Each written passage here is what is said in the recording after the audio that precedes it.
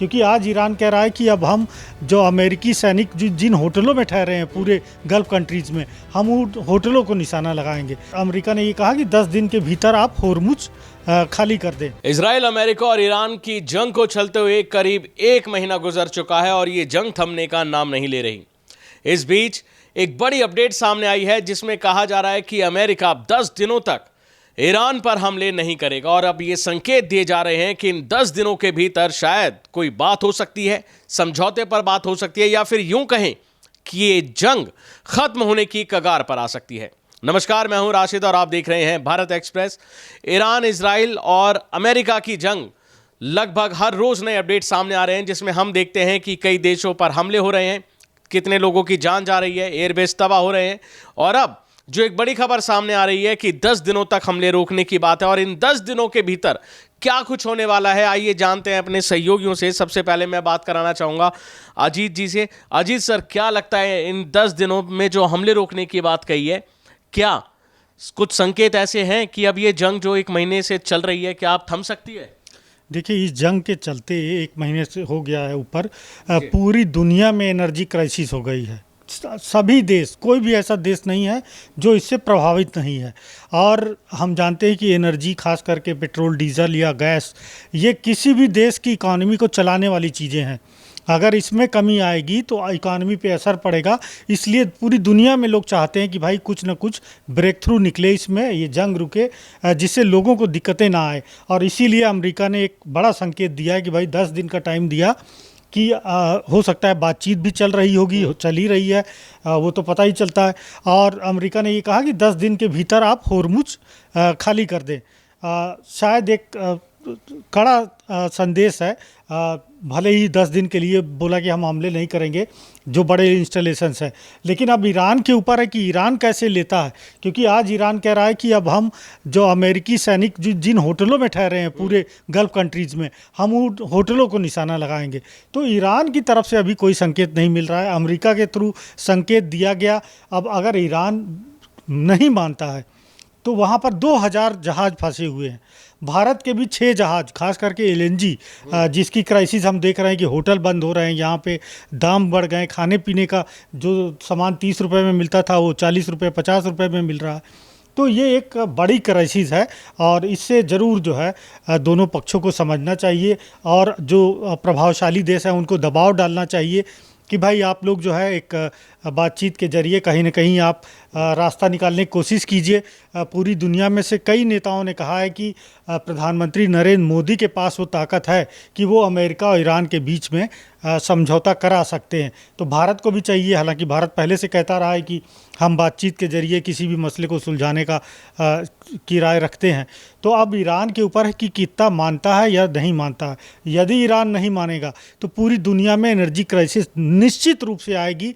और जैसा कि रूस के राष्ट्रपति व्लादिमीर पुतिन ने भी बोला कि कोरोना से भी भयावह परिणाम होंगे, डेंजरस परिणाम होंगे, क्योंकि तेल और गैस की ज़रूरत पूरी दुनिया को है और कुछ ही कंट्री सप्लाई करते हैं। और वो रूट जहाँ से 20% 25% पूरी दुनिया में 1/4 जाता है, वहाँ पे पूरा रूट जो है पूरा एकदम रुका पड़ा हुआ है। लगातार जो है इजराइल देखिए न सिर्फ ईरान पर बल्कि लेबनान, हिजबुल्ला, वहाँ यमन, हूती है, सब जो है वहाँ भी वो वार एस्केलेट किए हुए है। हर रोज़ 1000 1500 रॉकेट मिसाइल मार ही रहा है। तो अब ज़रूरी हो जाता है कि ये जंग रुके, नहीं तो पूरी दुनिया पे इसका असर पड़ेगा और भारत पे भी।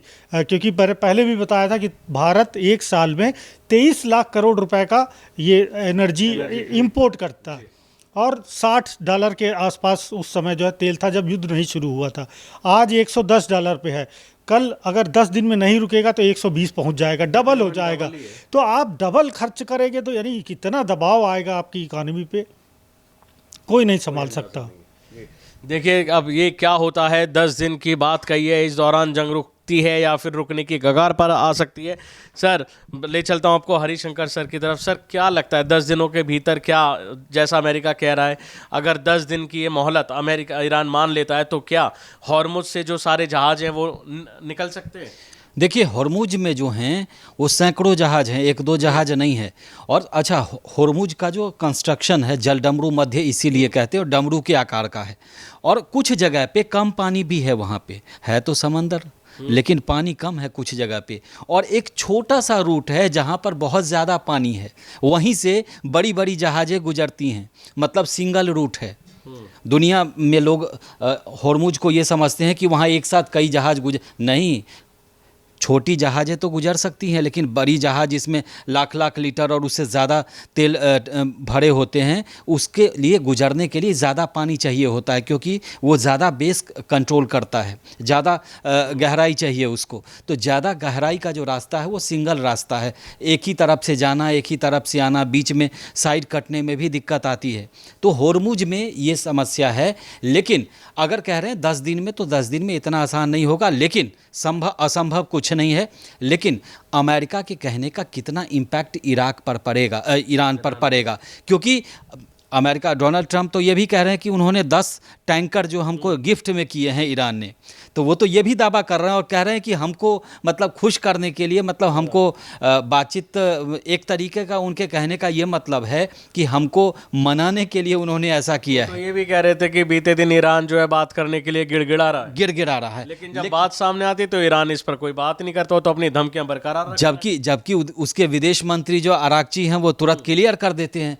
तो अब सबसे बड़ी बात है कि ये 10 दिन का जो मोहलत दिया गया है कि आपके ऊर्जा ठिकानों पर हम हमले नहीं करेंगे, तो ये 10 दिन का मोहलत ईरान को दिया गया है या खुद को अपने आप के लिए दिया गया है कि 10 दिन में एग्जिट प्लान ट्रंप साहब ने बना लिया है। ये सबसे बड़ा मसला है। और इस समय देखिए, युद्ध में 3 देश हैं, लेकिन आधी से ज़्यादा आबादी दुनिया की इसमें इन्वॉल्व है किसी न किसी प्रकार से, और आधी से ज़्यादा का मतलब 75 पॉपुलेशन % जो है वो पूरी दुनिया का इसमें इन्वॉल्व है, क्योंकि तेल की ज़रूरत हर किसी को है। जिसको ज़रूरत नहीं है उसको तेल बेचना है, और ख़रीदना सबको है, कंज्यूम सबको करना है। तो इसमें इस समय सबसे बड़ा संकट जो है वो पूरी दुनिया पर है, ऐसा नहीं है कि एक देश पर है। लेकिन सबसे बड़ी चुनौती है कि इस युद्ध को आखिर ख़त्म कैसे किया जाए। लगातार ट्रंप पर दबाव है, उनके देश में भी उन पर दबाव है। इसके अलावा आप देखें कि अमेरिका के अलावा रूस भी लगातार कह रहा है, चीन भी आगाह कर रहा है कि आप इसको रोकिए, आप अगर इसको कंटिन्यू करेंगे तो पूरी दुनिया में तबाही मच जाएगी, क्योंकि कोरोना से ज़्यादा संकट है। वो पुतिन गलत नहीं कह रहे हैं। मान लीजिए कि आपका सब कुछ ठप पड़ जाएगा, इंडस्ट्री ठप पड़ जाएगा, तेल के बगैर में आपका ट्रांसपोर्टेशन ख़त्म हो जाएगा, आप आवाजाही बिल्कुल ख़त्म हो जाएगा, तो फिर आप कैसे, आपकी अर्थव्यवस्था कैसे चलेगी जब सब कुछ बंद हो जाएगा। तो ये सिर्फ भारत के लिए संकट नहीं है, पूरी दुनिया के लिए संकट है। और सबसे ज़्यादा इस पर जिम्मेदारी जो है अमेरिका, इजराइल और ईरान की बनती है कि आप, ठीक है, आप युद्ध आपने जो किया 28 दिन कर दिया, अमेरिका भी 2 दिन 1 दिन का मान के चल रहा था, पूरे 28 दिन उन्होंने बिता दिए। तो मुझे लगता है कि 28 दिन बीत गए, 1 महीना बीत गए, लेकिन अब भी समय है। बातचीत के टेबल पर देर सवेर आपको आना ही है, तो अभी क्यों नहीं। और 10 दिन आपके पास मोहलत है, तो आप बैठ करके बातचीत करिए। मध्यस्थता कोई भी करे उससे मतलब नहीं है, मध्यस्थ कोई है उससे मतलब नहीं है, और उसकी ज़रूरत भी नहीं है। आप एक कॉल पर एक दूसरे के संपर्क में हैं, बातचीत करिए, आगे बढ़िए, पूरी दुनिया के लिए अच्छी खबर दीजिए, अच्छे संकेत दीजिए। नहीं तो इस युद्ध में पूरी दुनिया को आपने लपेटे में ले रखा है और सब लोग परेशान हैं। और जो परेशान नहीं है वो ये सोच के और हालात देख करके परेशान है। तो आप लोगों को, पूरी दुनिया को परेशान मत करिए, आप एग्जिट प्लान ढूंढिए, आप युद्ध विराम करिए, आप बातचीत करिए, और इसके आगे क्या होगा। आप ऐसे 15 सूत्री मांग ईरान पर मत रख दीजिए जो संभव न हो सके। अमेरिका के जो 15 मांगे हैं उसमें ऐसे ही बातें हैं ज़्यादातर जो ईरान नहीं मानेगा।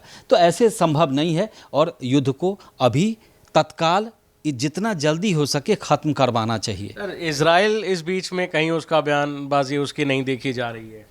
देखिए, इजराइल जो है, इजराइल तो अपने मोर्चे पे लगा हुआ है। इजराइल वो शुरू में तो आया था, उसने खूब अटैक किया। उसके बाद जब ईरान और अमेरिका जब शुरू हो गए, जब ईरान ने हमले शुरू कर दिए, उसके बाद से इजराइल गायब नजर आ रहा है। देखिए, इजराइल जो है उसको वो आदती युद्ध लड़ता है, वो ऐसा नहीं है कि पहली बार लड़ रहा है। इजराइल की प्रैक्टिस पुरानी है। वो कभी हमास से, तो अभी जैसे लेबनान में वो लगातार बम्बार्डिंग कर ही रहा है। ईरान में थमता है तो उधर शुरू हो जाता है, उधर थमता है तो इधर इधर शुरू हो जाता है। तो इजराइल को इससे फ़र्क नहीं पड़ता, क्योंकि उसके वजूद की लड़ाई है। अगर वो इस समय दब गया, इस समय अगर ईरान के सामने वो 19 पड़ गया, तो उसको अपने आप के वजूद को बचाए रखने के लिए उस पर्टिकुलर रीजन में काफ़ी मुश्किल होगा। तो इसीलिए इजराइल तो पीछे नहीं हटेगा, लेकिन अमेरिका को समझौता कराना है। जैसे इजराइल के कहने पर अमेरिका इस जंग में कूद पड़ा, वैसे ही अमेरिका के कहने पर इजराइल रुकेगा, लेकिन कहना अमेरिका को पड़ेगा। और दूसरी बात है कि इस समय दुनिया को देखते हुए, दुनिया के तमाम देशों को देखते हुए इन लोगों को बातचीत के टेबल पर आना ही चाहिए। बहरहाल अब देखना होगा कि आखिर ये जंग कब तक रुकेगी। 10 दिन की इसमें कहा गया है कि 10 दिन तक जो है अमेरिका वो ईरान पर हमले नहीं करेगा, लेकिन देखने वाली बात यह है कि क्या अमेरिका ने 10 दिन हमले की रोकने की बात कही है या फिर 10 दिन खुद की मोहलत की उन्होंने बात कही है। बहरहाल देखना होगा कि आखिर इन 10 दिनों में क्या शुभ संकेत मिलने वाले हैं। क्या ये जंग रुकेगी या फिर जंग खत्म होने की कगार पर पहुंच सकती है। जो आपकी जो भी राय हो वो हमें कमेंट बॉक्स में ज़रूर दीजिएगा। शुक्रिया।